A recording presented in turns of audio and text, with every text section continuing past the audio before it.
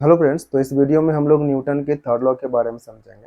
पिछले वीडियो में हम लोगों ने न्यूटन के थर्ड लॉ के बारे में कुछ समझा था। आज हम लोग उसे थोड़ा आगे समझते हैं। सबसे पहली बात, हम लोगों को पता है कि न्यूटन का थर्ड लॉ होता क्या है। Every action has an equal and opposite reaction. ठीक है, तो ये तो हमें पता है कि अगर कोई भी एक्शन लगता है तो उसका रिएक्शन भी होगा।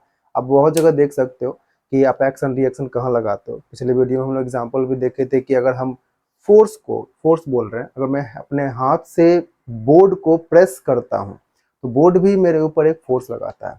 तो मैंने अगर अपना एक्शन लगाया बोर्ड पे तो मुझे रिएक्शन जरूर मिलेगा। ठीक है, तो इसके कुछ इंपॉर्टेंट पॉइंट्स हैं, like action and reaction acts on different object. अब जैसे एक्शन रिएक्शन जो है वो अलग अलग ऑब्जेक्ट पे लगता है। ये पहला पॉइंट हम लोग समझते हैं, इसमें क्या कहा जा रहा है। अगर मान लीजिए कि ये ऑब्जेक्ट है, ठीक है, इसने इस ऑब्जेक्ट पर फोर्स लगाया। ठीक, तो इसको मैं कांटेक्ट में कर देता हूँ। इसने इस ऑब्जेक्ट पर लगाया एक फोर्स। फोर्स किस डायरेक्शन में होगा? सपोज करो ऑब्जेक्ट ए ने बी पर एक फोर्स लगाया, तो इस पर ये जो बंदा बी है इसको एक फोर्स फील होगा राइट डायरेक्शन में, इस साइड। ठीक है, लेकिन ये चुप नहीं बैठता है, बोलता है आपने मेरे ऊपर एक्शन अगर लगाया है तो हम भी कुछ ना कुछ जवाब जरूर देंगे।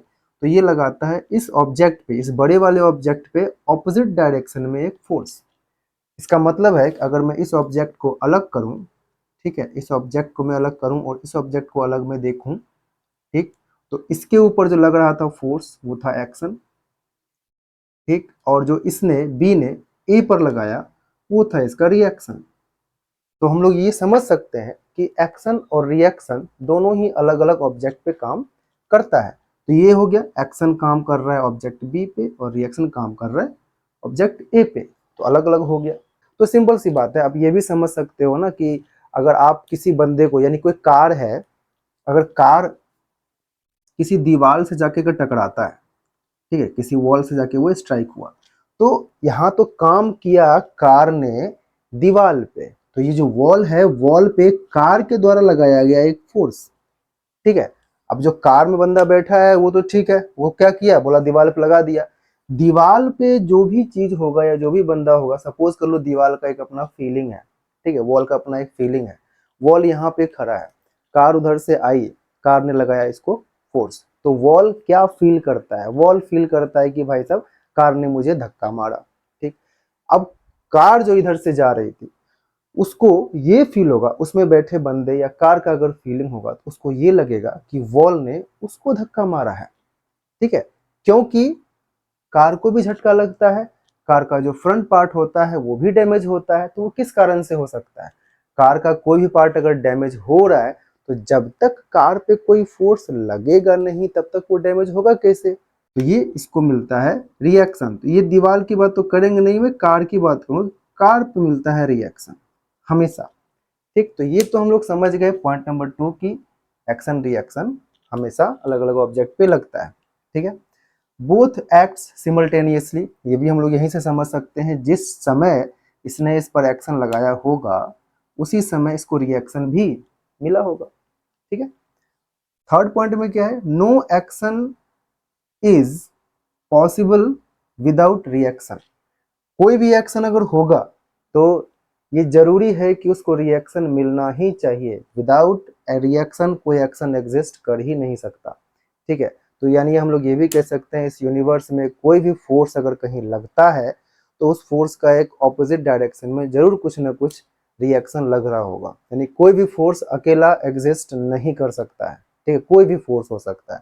ठीक, अब एक बात आता है कि जो मैंने यहाँ पर बताया था कि action reaction acts on different object, इसी का एक एप्लीकेशन है। मान लो एक बंदा है, ठीक है, वो वॉक कर रहा है, ठीक है, इस वॉक कर रहा है, तो आगे की तरफ बढ़ने के लिए इसने किया क्या, इसने अपने फुट से यानी अपने पैर से इस जमीन को लगाया धक्का, यानी कि इसने किया एक्शन। ठीक, अब कोई बंदा पूछेगा सर कि रिएक्शन अगर यहीं इस बंदे पे मिल जाए, ठीक है, और एक्शन और रिएक्शन पेयर अगर इसी बंदे पर काम कर रहा है तो ये बंदा आगे कैसे बढ़ रहा है? ठीक है, इसको मैं एक ऑब्जेक्ट की तरह मान लेता हूँ। ठीक, इसने फोर्स लगाया ग्राउंड पे, ग्राउंड ने फोर्स लगाया ऑब्जेक्ट पे, ठीक है। तो अगर ये एक्शन किया और ये रिएक्शन हुआ तो ऑब्वियस सी बात है ये बंदा कभी भी आगे नहीं बढ़ सकता, क्योंकि एक्शन और रिएक्शन अगर एक ही ऑब्जेक्ट पे काम करेगा तो दोनों इक्वल और ऑपोजिट होने के बाद अगर फोर्स नेट की बात करेंगे तो वो जीरो हो जाता है। इसीलिए ये बंदा जो है, इसीलिए ये कॉन्सेप्ट इस बंदे पर अप्लाई होगा, तभी जाके हम लोग समझ पाएंगे कि एक्शन और रिएक्शन दोनों ही अलग अलग ऑब्जेक्ट पे काम करता है, ठीक है।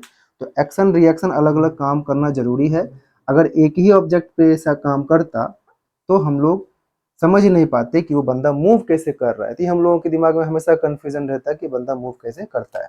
तो हुआ क्या, बंदे ने लगाया ग्राउंड पे फोर्स और ग्राउंड ने लगाया बंदे पर फोर्स, तो हम लोग समझ सकते हैं कि इसका रिएक्शन इस तरह से होगा।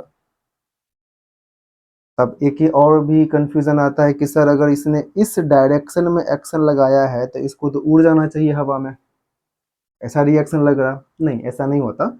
दरअसल होता क्या है कि जब ये ग्राउंड जब इस पर रिएक्शन लगाएगा तो इसके दो कंपोनेंट मिल जाते हैं, एक इस साइड और एक इस साइड। ऊपर वाले कंपोनेंट जिससे कि ये हवा में उड़ने की कोशिश करेगा उसको बैलेंस कर लिया जाता है इसके वजन से, मास से।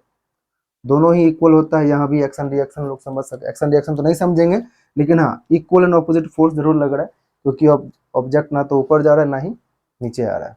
तो ये रिएक्शन का जो ये कंपोनेंट है वो मोशन को कॉज करेगा, ठीक। यहाँ तो बात हमको समझ में आ जाती है। एक ऑब्जेक्ट लिया गया, ठीक, जो कि नीचे की तरफ जा रहा है, अर्थ की तरफ, अर्थ की तरफ जा रहा है। तो ऑब्वियस सी बात है अर्थ ने ऑब्जेक्ट को नीचे की तरफ खींच रहा होगा, ये लग रहा है mg, ठीक। तो ऑब्वियस सी बात है ऑब्जेक्ट जो है वो अर्थ को भी उसी फोर्स से ऊपर की तरफ खींचेगा, ये लगा है mg। समझ में आ गया। इट मीन्स यहाँ पर एक्शन रिएक्शन पेयर काम कर रहा है कि तुमने हमको खींचा, हमने तुमको खींचा, बात खत्म, एक्शन रिएक्शन बन गया।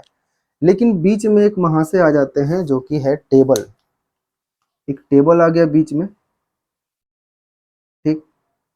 अब टेबल ये सोच रहा है कि भाई साहब काम, ये तो बंदा मेरे ऊपर आकर टिका हुआ है, ठीक है।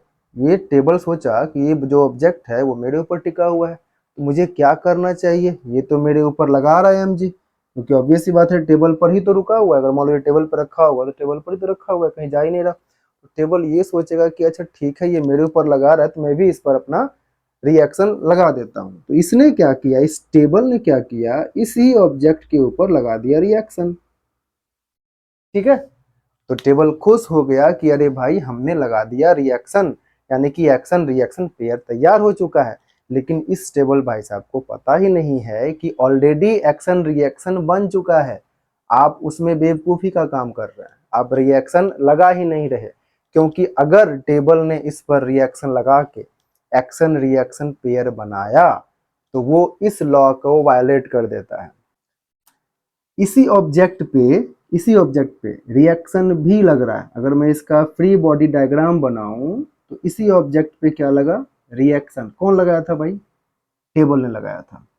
और इसी ऑब्जेक्ट पे mg भी नीचे की तरफ लग रहा है, mg भी नीचे की तरफ लग रहा है, ठीक। टेबल तो सोच रहा है कि मेरे ऊपर लगा रहा है, लेकिन नहीं भाई साहब, ये mg जो है ये अर्थ के द्वारा लगाया गया है।